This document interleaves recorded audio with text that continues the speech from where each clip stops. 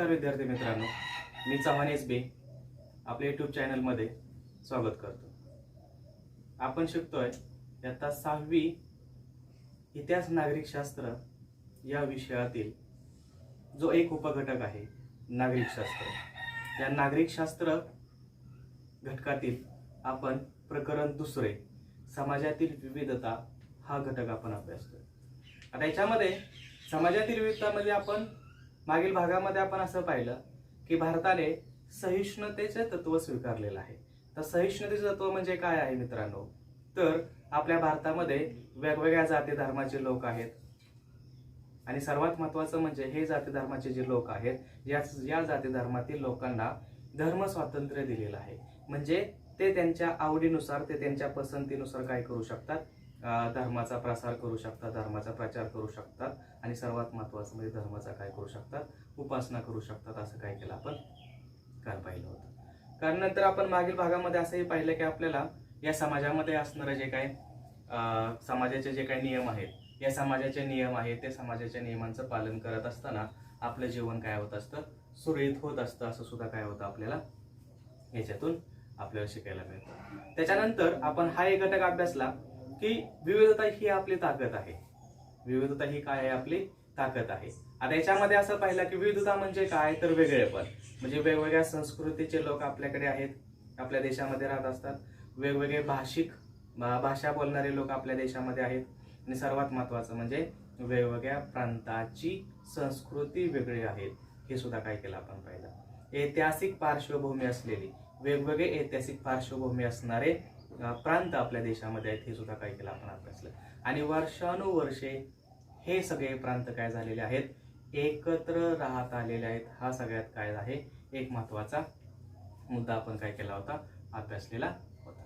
आता आपल्याला या घटकामध्ये अजून या प्रकरण 2 मध्ये त्यातील जे काय एक महत्त्वाचा मुद्दा राहिला होता तो होता सहिष्णुता आणि सामंजस्य. आता सहिष्णुता आणि सामंजस्य म्हणजे काय रे, तर सहकार्यवृत्ती. समाजामध्ये जे काही सहकार्य जे असते ते कधी कधी वादविवाद होत असतात. म्हणजे समाजामध्ये राहत असताना आपण आपल्यामध्ये त्या लोकांमध्ये काही काय होत असतात, कधी कधी वादविवाद होत असतात. काही कारणावरून काय होतं, त्यांच्यामध्ये भांडणं होतात, वादविवाद. कारण का, तर सगळ्यांचे विचार एकसारखे आहेत का मित्रांनो? तर नाहीत. सगळ्यांचे विचार एकसारखे नाहीत. आणि सगळ्यांचे विचार एकसारखे असल्यामुळे सगळ्यांची मतं वेगवेगळे असतात आणि याच्यावरून काय होऊ शकतं, त्यांच्यामध्ये वाद होऊ शकतात. सगळ्यांचे दृष्टिकोन कसे असतात, अगदी भिन्न असतात, वेगळे असतात. त्यामुळे सुद्धा काय होऊ शकतात, त्यांच्यामध्ये वाद निर्माण होतात, त्यांच्यामध्ये संघर्ष निर्माण होतात. आणि ह्याच्यातूनच काय होतं, त्यांच्यामध्ये गैरसमज निर्माण होतात. आणि गैरसमज निर्माण झाल्यानंतर काय होतं, आपण त्या व्यक्तीबरोबर काय होतं, आपलं बोलणं बंद होतं. पण असं न करता आपण तो जो वाद आहे, तो जो संघर्ष आहे, त्यांच्यामध्ये झालेले जे काही वादविवाद आहेत, हे वादविवाद आपण काय करू शकतो, सामंजस्यपणे म्हणजे एक समजूतदारपणाने आपण काय करू शकतो, ते वाद आहे ते मिटवण्याचा जर प्रयत्न केला तर निश्चितच आपले वाद बाजूला राहून आपण काय होऊ शकतो, पुन्हा एकदा एकत्र येऊ शकतो. हे असं सुद्धा आपल्याला काय होतं, समजतं. आणि त्याच्यानंतर आपण एकमेकांना काय घेतलं पाहिजे, समजून घेतलं पाहिजे. म्हणजे हे संघर्ष आहे, हे संघर्ष निवारण्यासाठी दोन्ही व्यक्तींनी किंवा दोन्ही समाजाने एकत्र येऊन जर काही विचार विनिमय जर केला तर निश्चितच आपण पूर्वीसारखे काय होऊ शकतात, आपले संबंध चांगले प्रस्थापित होऊ शकतात. काही तडजोड करून समजून घेऊन या गोष्टी काय होऊ शकतात, आपण मिटवू शकतो. असं सुद्धा आपल्याला याच्यातून काय होतं, समजतं. आता उदाहरण जर घ्यायचं झालं तर तडजोड म्हणजे काय, सामंजस्य म्हणजे काय, सहिष्णुता म्हणजे काय. तर विद्यार्थी मित्रांनो, आपण जर एखादा कार्यक्रम पाहण्यासाठी जर समजा चित्रपटगृहामध्ये गेलो किंवा एखादा सभागृहामध्ये जर गेलो तर त्या ठिकाणी काय होतं, सभागृहामध्ये गेल्यानंतर समजा एखाद्या व्यक्तीला काही नसेल, जागा नसेल बसायला, तर आपण काय करतो, त्या व्यक्तीला आपल्या सीटवरती थोडीफार जागा बसायला देतो. म्हणजे हे झालं सामंजस्य, हे झाली सहिष्णुता. एसटी मध्ये, बसमध्ये आपण प्रवास करत असेल, एखादी लेडीज आहे किंवा वृद्ध एखादी व्यक्ती असेल तर त्या वृद्ध व्यक्तीला काय करतो, आपण आपल्या सीटवरती बसायला जागा देतो. म्हणजे ही काय झाली, आपल्यामध्ये असणारी सहिष्णुता वृत्ती झाली. ही आपल्यातलं काय झालं, हे सामंजस्य झालं. दुसरी सगळ्यात महत्वाची गोष्ट म्हणजे आपण असाही विचार करू शकतो की आपल्याला तुमचा वाढदिवस आहे आणि तुमच्या वाढदिवसाला काय करायचे आहे, तुम्हाला सायकल हवी आहे. तुम्ही आई वडिलांकडे काय करता, हट्ट करता की मला काय पाहिजे, सायकलच पाहिजे. पण आई वडील आपल्याला सांगतात की अरे तुझ्या शाळेची फी काय करायची आहे, आता भरायची आहे, परीक्षेची फी काय करायची आहे, भरायची आहे. असं सांगितल्यानंतर आपण ती गोष्ट समजून घेऊन काय करतो, आपण सायकलचा हट्ट सोडून देतो. का? कारण आपण असा विचार करतो की सायकलीपेक्षा आपली शाळा महत्वाची आहे, शाळेची फी भरणं महत्वाचं आहे. म्हणून आपण सायकलचा हट्ट सोडून काय करतो, आपण फी भरण्यासाठी काय करतो, पालकांना एक सहकार्य करतो. दुसरे उदाहरण आपल्याला असं घेता येऊ शकतो की ग्रामीण भागामध्ये पहा मित्रांनो, की शेतीच्या बांधावरून किंवा शेतीच्यावरून खूप वादविवाद होत असतात. दोन भावांमध्ये वाद होऊ शकतात, दोन व्यक्तींमध्ये वाद होऊ शकतात, जे शेजारी राहतात त्यांच्यामध्ये काय होऊ शकतात, वाद होऊ शकतात. आणि हे वाद कोर्टामध्ये किंवा कचेरीमध्ये न जाता ते जर आपण परस्परांनी जर समजा गावातील काही सरपंच असतील किंवा अजून काही 4-4 जे प्रतिष्ठित व्यक्ती आहेत त्यांना जर आपण मध्यस्थी करून हा जो वाद आहे शेतीच्या संदर्भातला, तो वाद आपण कोर्टामध्ये न नेता आपल्या पातळीवरती आपण काय करू शकतो, सामंजस्यपणे काय करू शकतो, तर मिटवू शकतो.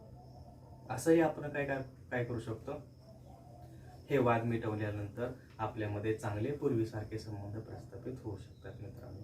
म्हणजे एक गोष्ट काय आपल्याला याच्यातून शिकायची आहे की जे काही साध्या साध्या गोष्टी आहेत, जे काही वाद आहे, जे काही विवाद आहे, जे संघर्ष आहेत, हे संघर्ष आपण, हे वादविवाद आपण काय केले पाहिजेत, सामंजस्यपणे मग काय केले पाहिजे, सोडवले पाहिजे. समजूतदारपणाने काय केले पाहिजेत, सोडवले पाहिजेत. म्हणजे आपल्यामध्ये असणारी जी काय सहिष्णू वृत्ती आहे, ती सहिष्णू वृत्ती काय केली पाहिजे, आपण पणाला लावून आपण आपले संघर्ष मिटवू शकतो, आपण आपले वाद काय करू शकतो, मिटवू शकतो. असं सुद्धा आपल्याला काय केलं, याच्यातून समजू शकतो.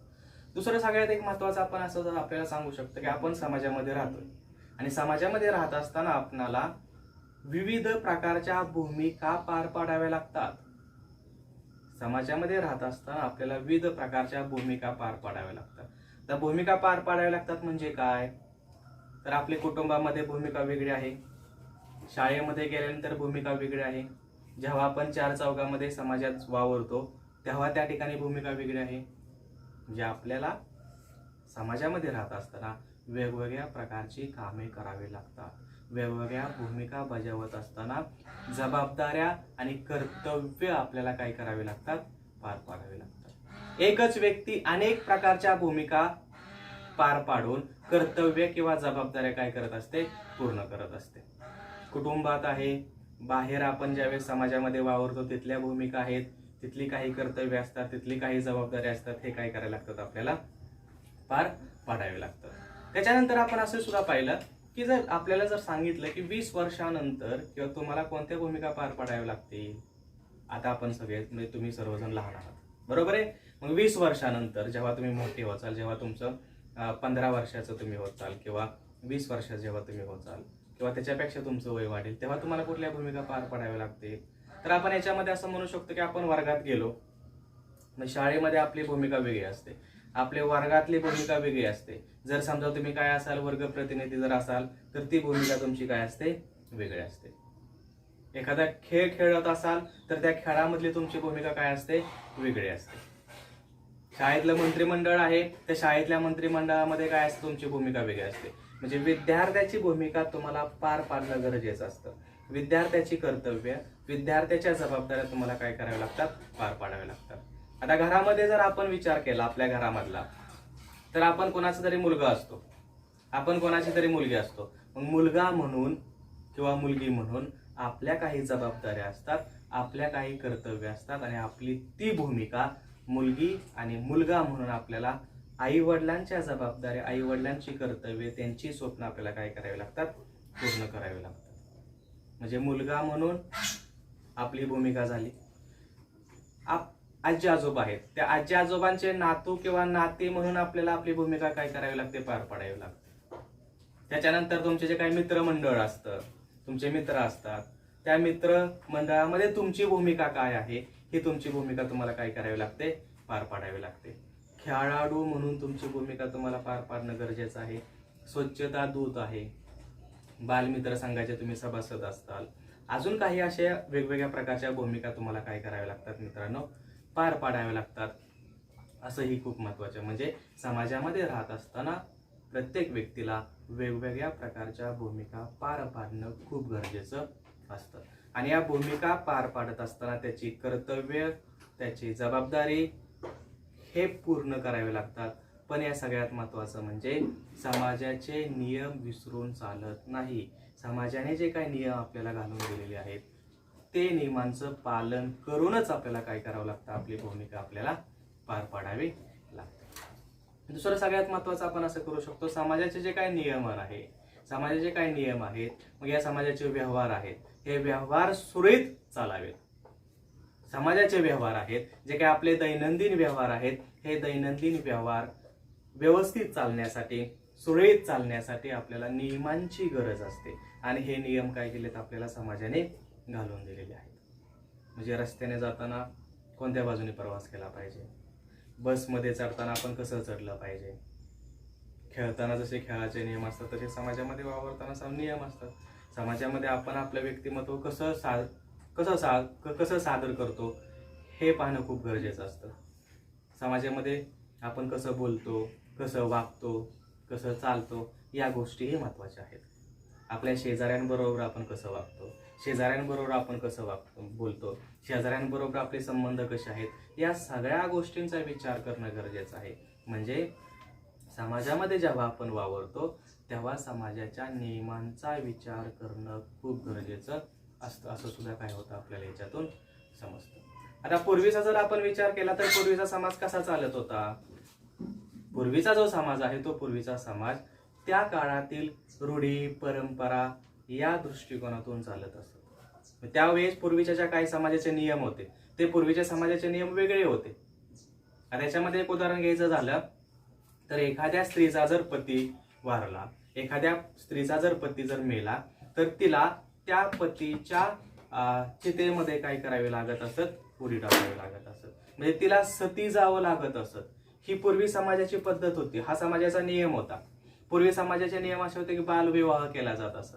लहान मुलांचे किंवा मुलींचे काय केले जात असत, विवाह केले जात असत. मग हे विवाह लहानपणीच केले जात असत. हे पूर्वीचे नियम झाले. म्हणजे स्त्रियांना घरातून बाहेर पडण्याची परवानगी पूर्वीच्या काळामध्ये नव्हते. म्हणजे पूर्वीचे नियम वेगळे आहेत. पूर्वीच्या नियमानुसार काय होत असत, समाजाचे दैनंदिन व्यवहार चालत असत. पण आता आपले जे दैनंदिन व्यवहार आहेत, समाज जो आहे, आता समाज आपला हा कायद्याच्या द्वारे काय करत असतो, चालत असतो. समाजाचे नियम म्हणजे काय आहेत, कायदे. आणि त्या कायद्यांचा विचार करून, कायद्यांचा पूर्ण विचार करून आपण काय करत असतो, समाजाचे नियम पार पाडत असतो. आणि कायदा काय आहे, तर कायदा हा आपल्या सर्वांसाठीच आहे. कायद्यापुढे सर्वजण समान आहेत. कायद्याचे स्वरूप कसं आहे आता सध्या वेगळं आहे. आणि याच्यामध्ये स्थानिक पातळीवरती काही संस्था असतात कायद्याचं पालन करण्यासाठी. मग ग्रामपंचायत आहे, पंचायत समिती आहे, जिल्हा परिषद आहे, वेगवेगळ्या प्रकारच्या संस्था आहेत, वेगवेगळ्या प्रकारच्या संघटना आहेत की त्या संघटना काय करतात, त्या कायद्याचं पालन करून समाज चालवण्याचं काय करत असतात, काम करत असतात. हे सुद्धा कळतं आपल्याला मित्रांनो. म्हणजे समाजामध्ये आपण वावरत असताना आपणाला कायद्याचं भान ठेवून, समाजाच्या नियमांचं भान ठेवून आपल्याला आपलं वर्तन काय करावं लागतं, करणं गरजेचं आहे. असं सुद्धा काय होतं आपल्याला या पाठातून समजतं. तर विद्यार्थी मित्रांनो, आज आपण 2 भागामध्ये समाजातील विविधता हा घटक काय केला, अभ्यासला. आता या समाजातील विविध जे काही विविधता आहे, ही विविधता आपण समजून घेतलेली आहे. कोणत्या बाबतीत विविधता आहे आणि समाजामध्ये वावरत असताना कोणत्या गोष्टींचा विचार करणं गरजेचं आहे, हे सुद्धा काय केलं आपण या पाठामध्ये अभ्यासलेलं आहे. मला असं वाटतं की हा पाठ तुम्हाला समजला असेल.